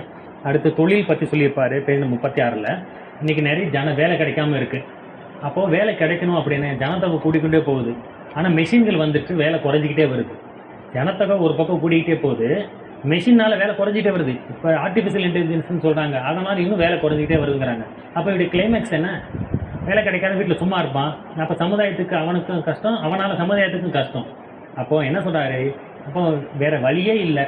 8 மணி நேரம் வேலையை கொஞ்சம் கொஞ்சமாக குறைச்சி 4 மணி நேரம் வேலையாக மாற்றினா 2 ஷிஃப்ட்டு, இவனுக்கு ஒரு பாதியாக. அப்போ சம்பளம் குறையுமே. நான் 10,000 வாங்கிட்டு 5,000 தான் நான் வாங்க முடியும். அது மாதிரி சொல்கிறாங்கன்னா அவருக்கு 2 பசங்க இருக்கிறாங்க, 2 பிள்ளைங்க இருக்கிறாங்க. அவங்களுக்கு புதுசாக வேலை கிடைக்குதுல்ல, அவங்க போய் 5000 வாங்குறாங்க, அவங்க இன்னும் 5000, இப்போ 15000 ஆகுதுல்ல அப்படின்னு சொல்லி. அப்போ குழந்தைகளே இல்லாதவங்க என்ன செய்வாங்க?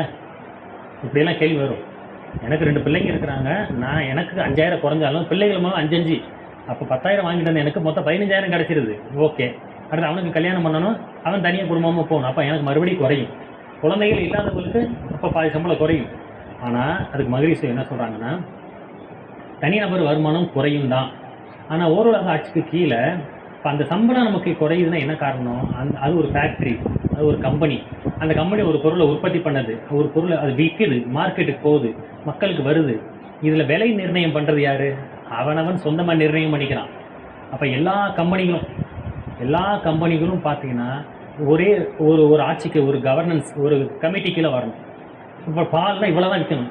இப்போ ஆவின் பால் என்ன 30 ரூபா, நல்லா மேக்ஸிமம் வந்து 30 ரூபாய்க்கு விற்கிறாங்க. ஆரஞ்சு கலர் ஆரோக்கியா பால் 38 ரூபா விற்கிறாங்க. இன்னும் சில பால் 40 ரூபா விற்கிறாங்க. இந்த வித்தியாசத்துக்கு ஏற்ற மாதிரி அங்கே தொழிலாளர்கள் சம்பளம் எல்லாம் மாறும் இல்லையா? அவங்களோட வருமானம் எல்லாம் மாறுது இல்லை? இதை வச்சு தான் நாங்கள் வருமானம், தொழில் போட்டி எல்லாம் இதை வச்சு தானே இருக்குது. அப்போது நீ எவ்வளோ வேணால் விலையை ஃபிக்ஸ் பண்ணிக்கோ, ஆனால் எவ்வளோ வேணால் விலையை ஃபிக்ஸ் பண்ணிக்கோங்கிற அந்த வசதி இருக்கிறதால தானே தொழில் போட்டி ஏற்பட்டு, ஆஹா இவ்வளோ பேரை வேலைக்கு வச்சா இவ்வளோ சம்பளம் கொடுக்கணும் கணக்கு போட்டு அந்த முதலாளி பிளான் பண்ணுறாரு. இப்போ எல்லா பால் கம்பெனியும் ஒரு கமிட்டிக்கில் வருது. 6 லிட்டர் பால் 35 ரூபாய்க்கு தான் விற்க முடியும். 35 தான் ஃபிக்ஸ் பண்ண முடியும்னா யோசிச்சு பாருங்கள். ஆவின் உள்பட ஆரோக்கியம் எல்லாமே 35 ரூபா, 30 ரூபா தான் விற்கும். கவர்மெண்ட்டுக்கு வரியை கொடுத்து ஆரோக்கியம் 38 விற்கிது. எல்லாருக்கும் ஒரே மாதிரி இருக்குது. எந்த கம்பெனி வாங்கினாலும் 30 ரூபா. இப்போ கம்பெனிகளுக்கு இடையில தொழில் போட்டி வருமா? அப்போ விளம்பரமே கொடுக்க மாட்டான். ஓரளவுக்கு கொடுப்பானே தவிர அவனு திருமலா பாலம் 30 ரூபாய்க்கு, ரோட்லா பாலம் 30 ரூபாய்க்கு இருக்குது. நானும் 30 ரூபா. எதுக்கு நான் விளம்பரம் பண்ணிக்கிட்டு இருக்கேன்? விளம்பரத்தை குறைச்சிக்கலாம். அவனோட விளம்பர செலவு அவனுக்கு குறையும். அந்த கொழுப்பு உள்ள பாலை தான் சொல்லிட்டு இருக்கேன். நம்ம 30 ரூபா ஆவின் ஆரஞ்சு கலர் தான் சொல்லிட்டு இருக்கேன், 30 ரூபா தான் சொல்லிட்டு இருக்கேன். என்ன அப்போது இந்த 30 ரூபாய்க்குள்ளேயே பார்த்தீங்கன்னா ஃபிக்ஸட் லிமிட் வச்சுக்கிட்டு இத்தனை அவன் விளம்பரம் பண்ணுறது குறைஞ்சிரும். அப்போ விளம்பர செலவு அவனுக்கு குறையும் பொழுது விளம்பரம் அந்த காசை எங்கே போய் அவன் எடுப்பான்? விளம்பரம் பண்ணால் மக்கள்கிட்ட தானே எடுப்பான். தொழிலாளர்கிட்ட சம்பளத்தை மிச்சப்படுத்துவான், மக்கள்கிட்ட எடுப்பான். அப்போ இது எல்லாமே எவ்வளோ வேணால் நீ ஃபிக்ஸ் பண்ணிக்கோங்கிற மாதிரி இருக்கலாம் தானே. ஒரு நிர்வாகத்துக்குள்ள வச்சுன்னா ஒரே ரேட்டு இப்படியெல்லாம் வைக்கும் பொழுது அப்போ சம்பளத்தில் பாதிக்காது. இப்படி ஒரு பெரிய விரிவான திட்டத்தை மகிழ்ச்சி சொல்கிறாரு. இதெல்லாம் நீங்கள் இந்த 2 புக்கை படிச்சுட்டு இந்த அட்வான்ஸ் டிப்ளமோ முடிச்சதுக்கப்புறம் கொஞ்சம் ஃப்ரீயாக ஒரு நாளைக்கு இருக்கும்போது உலக சமாதான புக்கை வாங்கி உட்காந்து ரிலாக்ஸாக படித்தா மட்டும்தான் உங்களுக்கு புரியும். அது வரைக்கும் நீ சொல்வது அங்கங்கே திட்டாக சொல்கிற மாதிரி தான் இருக்கும். ஒரு திட்டம் இன்னொரு திட்டம் தான் உங்களுக்கு பிடிச்சிருக்கும், சில பிடிக்காமலும் இருக்கும். ஆனால் இப்போதைக்கு இந்த டிப்ளமோக்கு ஏற்ற மாதிரி நீங்கள் படிங்க. அது உள்ளதை ஓரளவுக்கு உங்களுக்கு பிடிச்சாலும் சரி, மனசுக்கு பிடிக்கலாம் சரி, எழுதி பாஸ் ஆகிருங்க. ஆனால் தனியாக உட்காந்து டிப்ளமோ முடித்ததுக்கப்புறம் இந்த புக்குகளை விட்டுருங்க, இந்த 2 புக்கை விட்டுருங்க. அந்த புக்கை எடுத்து படிங்க. அதுதான் தாய் புக்கு, அதில் உள்ளதான் இங்கே இருக்குது. பிரித்து இருக்காங்க. அதை படித்தா தான் மனசுக்கு நிறைவு ஏற்படும். நீங்கள் இந்த மாதிரி உலக சமாதானத்தை நீங்களே கிளாஸ் எடுக்கிற அளவுக்கு நீங்களே தன்மாற்றமாக கன்வெர்ட் ஆகிடுவீங்க. அந்தளவுக்கு ஆதங்கமாக இருக்குது. ஸோ இப்படியெல்லாம் இருக்குது. அப்போ தொழில்களை பங்கிடணும் அப்படின்னு மகிழ்ச்சி சொல்லுவார். அப்போ அந்த ஒரு நிர்வாகத்துக்களை தான் பண்ண முடியும். அடுத்த சமையல்ன்றது எவ்வளோ பெரிய ஜெயில், எவ்வளோ பெரிய கஷ்டமாக இருக்குது யோசிச்சு பாருங்கள். சமையல் கஷ்டம் தானே. அதனால் இந்த திட்டத்தில் என்ன சொல்லணும்? ரொம்ப சிரமம். ஆமாம். அடுத்த 3ஆம் உலக போர் வந்ததுக்கப்புறம் மறுபடியும் விறகு அடுப்பில் சமைக்கிற மாதிரி வரும். இப்போ இந்த ஈரானோட போகிறது மக்களுக்கெல்லாம் பையன் எல்லாம் சிலிண்டர் ஓடி போய் புக் பண்ணுறாங்க. என்ன உடனே விளம்பரம் மரம் எந்த விறகு அடுப்பு வாங்குங்க அப்படின்னு சொல்லி. அப்போது கண்டிப்பாக மறுபடியும் அந்த பழைய கற்காலம் ஒரு சில ஆண்டுகளுக்காச்சும் அந்த கற்காலம் மறுபடியும் வரும். அப்படியெல்லாம் வராமல் மக்களுக்குள்ள புத்தி வராது.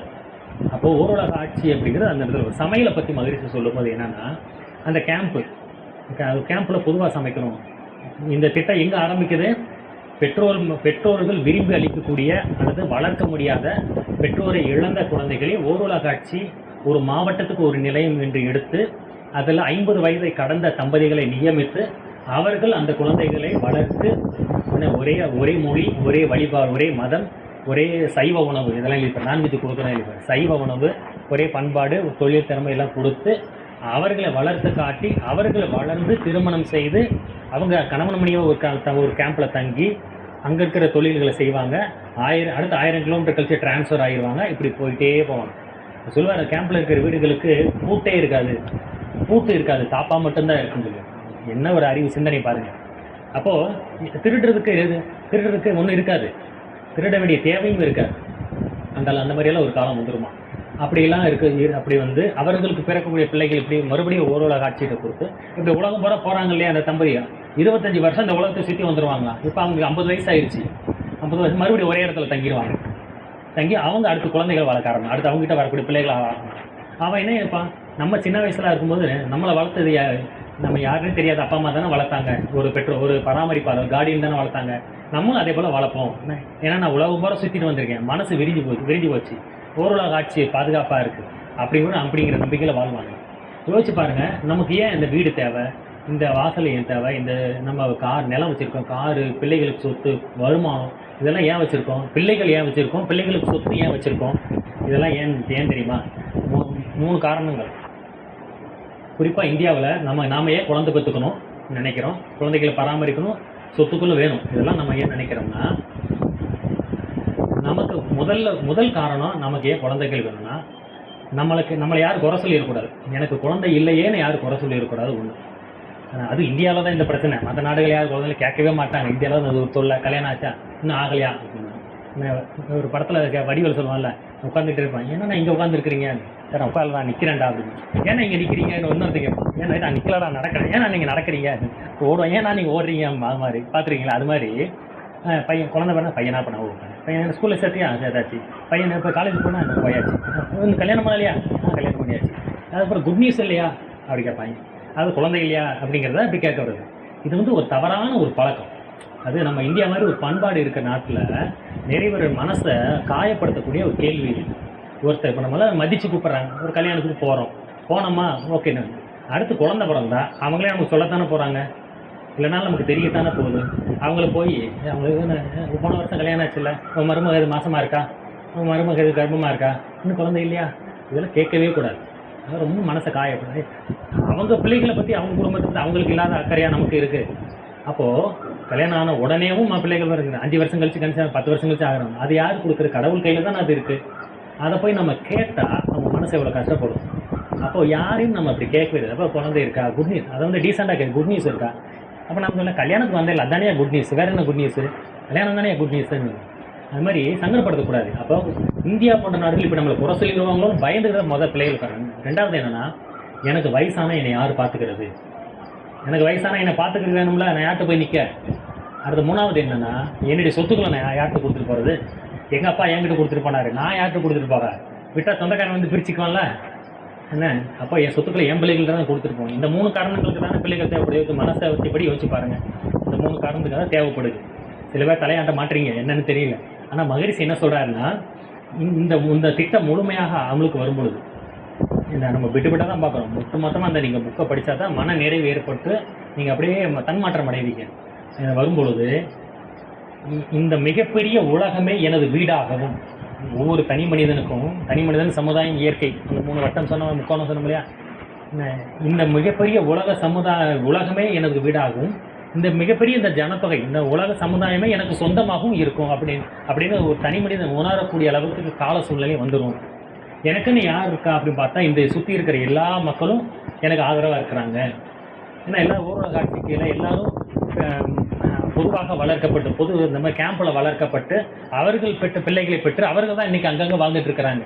தனி மனிதன் சொத்து கிடையாது, தங்கத்துக்கு மதிப்பு கிடையாது, இராணுவம் கிடையாது, ஒரு 5 தொழில் தான் மகிழ்ச்சி சொல்லியிருப்பாரு. 5 தொழில் தான் எல்லோரும் செய்கிறாங்க. ஏற்றத்தாழ்வு கிடையாது, பணத்தை சேர்த்துக்கு தங்கத்துக்கு மதிப்பு கிடையாது, பணங்கிறதே கிடையாது. உழைச்சா டோக்கன் சிஸ்டம், டோக்கன் வச்சு சாப்பாடு தான் கிடைக்கும், வேறு வசதிகள் கிடையாது. தேவையான பொருட்களை மட்டும்தான் அரசாங்கமே உற்பத்தி பண்ணும், தேவையற்ற பொருட்களை உற்பத்தியை பண்ணாது. அப்போது பீரங்கி குண்டு, துப்பாக்கி தேவையா, துப்பாக்கியை அரசாங்கம் உற்பத்தி பண்ணாது. அப்போ அந்த உற்பத்தி மிச்சம். இப்படி எல்லாத்தையும் ஒழுங்குபடுத்தும் பொழுது யாரும் இன்னொருத்தர் போய் பறித்து சாப்பிட வேண்டிய அவசியமே இருக்காது. அப்போ என்ன சம்பாதிக்கணுமே, எனக்கு வேலை வேணுமே, என் பிள்ளைகளை நான் அப்படி அனாதை விட்டுட்டு போகிறதா, ஐயோ என்ன ஆகும் ஏதாகும், பயமே கிடையாது. இந்த திட்டம் வரும் பொழுது இந்த மிகப்பெரிய உலகமே என்னுடையது, இந்த மனிதர்கள் ஒவ்வொருத்தரும் என்னோட சொந்தக்காரங்கன்னு ஃபீல் பண்ணுவாங்க. அந்த மாதிரி வரும். அடுத்து ஆன்மீக நாட்டம்னு அது எழுதியிருக்கு. அந்த சமையல் பற்றி சொல்லிடுறேன், அதைத்தான் சொல்ல வந்து மறந்துட்டேன். சமையல் பற்றி சொல்லும்போது 200 பேருக்கு ஒரு சமையல். அதாவது இந்த கேம்ப் சொன்னோம் இல்லையா, 18 வயசு ஆனவொன்னே 20 வயசு ஆனவொடனே அவர்களுக்கு திருமணம் செய்து அவர்கள் கேம்புக்கு போயிடுவாங்க. குழந்தைகள் கேம்ப்லேருந்து அடல்ட் கேம்புக்கு போயிடுறாங்க. அங்கே ஒரு 10 வீடு இருக்குன்னு வச்சுக்கேன், ஒரு 200 பேருக்கு தங்கி இருக்கிற மாதிரி என்ன ஒரு வீடுகள் இருக்குது, ஒரு 100 வீடு இருக்குது. அந்த 100 வீட்டில் 200 பேர் வசிக்கிறாங்க, ஒரு வீட்டுக்கு 2 பேர். இப்போ அதில் 200 பேருக்கு உண்டான சமையலை 200 பேர் தனித்தனியாக வீட்டில் சமையல் பண்ணிக்கிட்டு இருந்தால் வேஸ்ட்டு தானே, டைம் வேஸ்ட்டு தானே. அப்போது ரொட்டேஷன் முறையில் ஷிஃப்ட் முறையில் என்ன பண்ணணுங்கிறாரு, ஒரு 10 பேர் 20 பேர் 200 பேர்னா 20 பேர், அந்த 20 பேர் ஒரு வாரத்துக்கு சமைப்பாங்க. அதில் ஒரு 4 நாள் ஷிஃப்ட் போட்டு பிரிச்சுக்கிறது. அப்போது நமக்கு ரொட்டேஷனில் மாதத்துக்கு 30 நாளில் நான் 4 நாள் போய் சமையல் பண்ணால் போதும். மிச்சம் 26 நாள் என்னது, நான் போய் அந்த ஹாலில் உட்காந்தா போதும், ஆட்டோமேட்டிக்காக எனக்கு சாப்பாடு கிடச்சிடும். நான் போய் எடுத்து சாப்பிட்டு போட்டு நான் வேலை பார்க்கலாம். 26 நாள் முடிஞ்சோடனே நான் மறுபடியும் சமையலுக்கு வந்துடணும். அப்போ யோசிச்சு பாருங்கள், மாதத்துக்கு 4 நாள் மட்டும் போய் நம்ம சமையலை முழு நேரமாக மற்றவங்களும் செஞ்சு நம்ம ஒரே இடத்துல இருக்கோம். 26 நாள் சமையலை பற்றி கவலையே படாமல் பாத்திரம் விளக்குறது அது எந்த கவலை இல்லாமல் இருக்கிறோம் பார்த்தீங்களா. இதை யோசிச்சு பாருங்கள். இதனால் இது மட்டும் நினச்சா சந்தோஷமாக இருக்குல்ல, பிள்ளைகளை பிடுங்குறதெல்லாம் கஷ்டமாக இருக்கும். சமையல் ஓகே, நம்ம சமையலை 26 நாள் மற்றவங்க பண்ணுறாங்க, நம்ம 4 நாள் மட்டும் சமைச்சா போதும். ஆமாம், ஹாஸ்டலில் பாருங்கள், ஹாஸ்டலில் அப்படி தானே. காலையில் நம்ம பிள்ளைங்க ஹாஸ்டலில் படிக்கிறாங்க, ஸ்கூலில் படிக்கிறாங்க, ஹாஸ்டலில் பொதுவான சமையல் தானே, வேற ஆள் தானே சமைக்கிறாங்க, ஃபீஸ் கட்டின்னு போயிருக்காங்க. அதே மாதிரி தான் 4 நாளோ 5 நாளோ நம்ம போய் சமைச்சா போதும். ரொட்டேஷன் அடிப்படையில் மற்றவங்க சமைப்பாங்க. இப்போ கல்யாணம் ஒன்றத்தில் இப்படி நடக்கல, இன்னொரு சமைச்சா போய் சாப்பிட்டு வந்துடுறோம் இல்லையா, அது மாதிரி தான் இருக்கும். அப்போ சமையல்ங்கிறது மிகப்பெரிய ஜெய். பெண்களுக்கு 2 சிறை, ஒன்று குழந்தை வளர்ப்பு, இன்னொன்று சமையல். இந்த சமையலை கூட சகிச்சுக்கலாம், ஆனால் ஒன்று சமையலில் ஒரே ஒரு விஷயத்தை தான் சகிச்சிக்கவே முடியாது. என்னது பாத்திரம் விளக்குறது. எங்கள் மிக்ஸி கண்டுபிடிச்சாங்க, கிரைண்டர் கண்டுபிடிச்சாங்க, வாஷிங் மிஷின் கண்டுபிடிச்சாங்க. வாஷிங் மிஷின்லாம் நமக்கு பெரிய ரிலீஃபு. நான் துணி துவைக்கிறதுக்கு எவ்வளோ கஷ்டமாக இருக்குது. பாத்திரம் விளக்கு வந்துச்சு, எத்தனை வீட்டில் இருக்குது? வீடுகளை வாங்குறோமா, ஆர்ஓ மிஷின் வாங்கிட்டுறோம், ஃப்ரிட்ஜ் வாங்க மாட்டோம், எல்லாமே ஏர் கூலர் மாட்டோம், ஏசி எல்லாம் மாட்டுறோம். ஆமாம் கரெக்டு. ஆலியரில் அந்த மிஷின் இருக்கான், ஆனால் நம்ம கழுவுறோம், அதுக்கப்புறம் அவங்க போட்டு கழுவுறாங்க. அதனால் அது ஃபுல்லாகவே கம்ப்ளீட்டாக வாஷிங் மிஷின் கூட பரவாயில்ல, ஃபுல்லாகவே கூட வாஷ் பண்ணிடுது. ஆனால் ஃபெயிலியர் ஆனது பார்த்தீங்கன்னா பாத்திரம் கழுவுற மிஷின் தான் ஃபெயிலியர் ஆயிடுச்சு. எங்கேயாச்சும் பாத்திரம் கழுவுற மிஷின் விளம்பரம் வருதா? ஃப்ரிட்ஜ் ஏசி வருது, விளம்பரம் வருது, எல்லாம் வருது. எங்கே வாஷிங் மிஷின் பாத்திரம் கழுவுற மிஷின் எங்கே க்ளீனிங் மிஷின் விளம்பரம் வருதா? வர வீடு கூட்டுறது கூட பார்த்தீங்கன்னா மிஷின் வந்துருக்கு தெரியுமா, ரவுண்டாக அதுவே வீட்டுக்குள்ளே ரோபோ மாதிரி அதுவே ஓடிக்கிட்டு இருக்கான். அந்த மிஷினை தான் தேடிக்கிட்டு இருக்கேன். அது மாதிரி. ஆமாம், என்ன சார் ஆன்லைனில் இருக்குது. 30,000. அப்போ வீடு கூட்டுற வேலை மிச்சம். அப்போ உடற்பயிற்சியும் காய்கறிகள் மட்டும் பண்ணாலே போதுங்க உண்மையாகவே. ஆனால் அதை செஞ்சு வேறு வேலையே தேவையில்லை. நம்ம புக்கு படிச்சுட்டு மகிழ்ச்சி தத்துவத்தை நம்ம வேலைகள் நம்ம ஒரு ஜாபை பார்த்துட்டு அந்த இதில் வேலைகள் மிஷின் நல்லது தான். அதாவது வாஷிங் மிஷின் வந்துச்சு, அப்போ நம்ம சோம்பேறி ஆயிடுவோம். ஆனால் அதில் வாங்க துவைக்கணும், அது உண்மையாகவே தேவை கிடையாதுங்க. பொதுவாக நம்ம மகிழ்ச்சி உடற்பயிற்சி செஞ்சாலே போதும், அதில் எல்லாமே கவர் ஆகிடுது. நமக்கு வாஷிங் மிஷின் அவசியம், ஃப்ரிட்ஜ் அவசியம், எல்லாமே அவசியம்தான். நீங்கள் அந்த மாதிரி வீடு கூட்டுற மிஷின் வந்தாலும் தப்பு இல்லை, வாங்குறதா வாங்கிக்கலாம். ஆனால் நம்ம உடற்பயிற்சி செய்யணும், நம்ம காய்கறிகளுக்கு பயிற்சி செய்யணும். அதையும் செய்யாமல் இந்த வேலைகளும் இப்போ குனிஞ்சு நிமிடனால அந்த வேலையும் செய்யாமல் நான் மிஷினை வாங்கிட்டேன், ஆனால் காய்கறிகள் போய் யோகா செய்யலை, உடற்பயிற்சி செய்யலைன்னா அது பிரயோஜனம் இல்லை. 1000 மிஷின் வாங்கினாலும். ஆமாம் ஆமாம், தேவை தான். அதனால் இப்படியெல்லாம் இருக்குது. அதனால்